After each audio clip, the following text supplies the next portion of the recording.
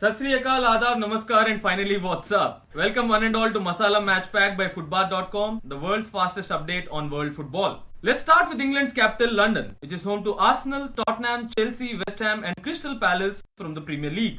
Tottenham are struggling to replicate their strong record at their old home, the White Hart Lane, in their new home and England's largest stadium, the Wembley. With last week's loss to Chelsea, starring Alonso's wonder strikes, their Wembley record looks like this. On the blue side of London, Chelsea finally finished the match with 11 players after receiving 4 red cards in the 3 previous competitive fixtures. We now move to the city of Liverpool, which is home to Liverpool FC, Everton FC and these 4 guys. On the blue side of the city, Wayne Rooney scored again this weekend against Manchester City. Scoring for his boyhood club against Manchester United's rivals caused great joy to millions of fans. His spunky tweet taunting City fans just sweetened the deal. Gylfi Sigurdsson announced his arrival to Everton with his wonder goal in the qualifiers, and Everton are now qualified for Europa League, Europe's second best annual trophy. On the red side of the city, Liverpool have defeated Hoffenheim in the qualifiers and are now confirmed to compete in this year's Champions League, Europe's best annual trophy. However, as the stats show, Liverpool have a lot to improve while defending, especially in set pieces, for them to really extract the full benefit from such fluid attack as is available from gegenpressing. The Coutinho saga is threatening to break into an apocalypse now, with Liverpool fearing the player will take them to the authorities if they reject Barcelona's next bid of over 130 million euros. When quizzed about this, Klopp said that Barcelona needs to understand that they can't come back with an additional McDonald's toy and expect us to give Coutinho. Was that a hint of classic German sarcasm? On the transfer. That's German sarcasm, isn't it? I'm not sure. Maybe it's worldwide sarcasm. We now move to the beautiful port city of Barcelona, which is in Catalonia and or Spain, depending on where you stand on this. Barcelona have announced the record signing of 20-year-old Ousmane Dembele from Dortmund for 130 million euros plus. We spoke of him last week, and with stats like these, he might actually turn out to be a great steal. But all is not well for Barcelona, whose aura of being so much more socially conscious than just being a club is now under threat than ever before in recent years. I can demonstrate this to you by talking about the legal tussle ensuing between Barca and Neymar. Instead, I'll just say this: Iniesta is not renewing his contract.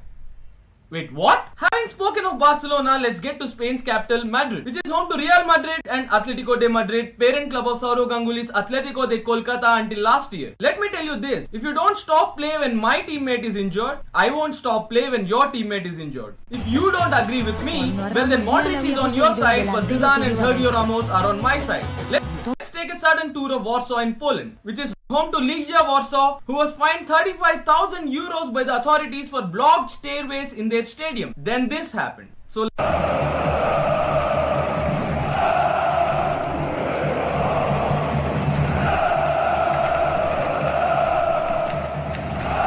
let's run away to Bucharest in Romania, where city rivals Steaua Bucuresti and newly promoted Juventus Bucuresti faced off in an intense battle which seemingly ended with this missed penalty cum Panenka.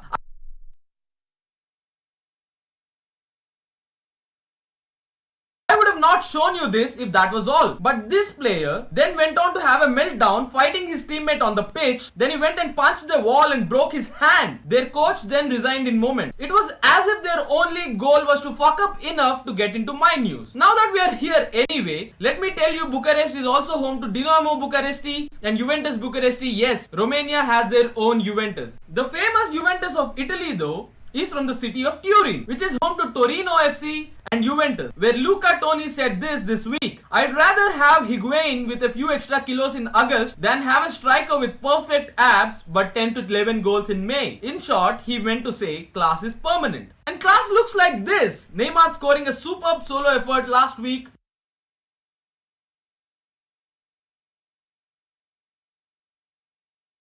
which happened in the city of Toulouse, which is a great name for a city, against Toulouse FC, which is not a great name for a football club, because Toulouse is really Toulouse or it is really loose. We now move to the city of Manchester, home to 2 of England's biggest clubs, Manchester United and Manchester City. On the blue side of the city, Samir Nasri left Manchester City to a club outside Europe's top leagues. For those who think he would have become a legend at Arsenal if he was loyal to them, this is what we have to say. Thomas Rosicky, whatever happened to him for his loyalty to Arsenal?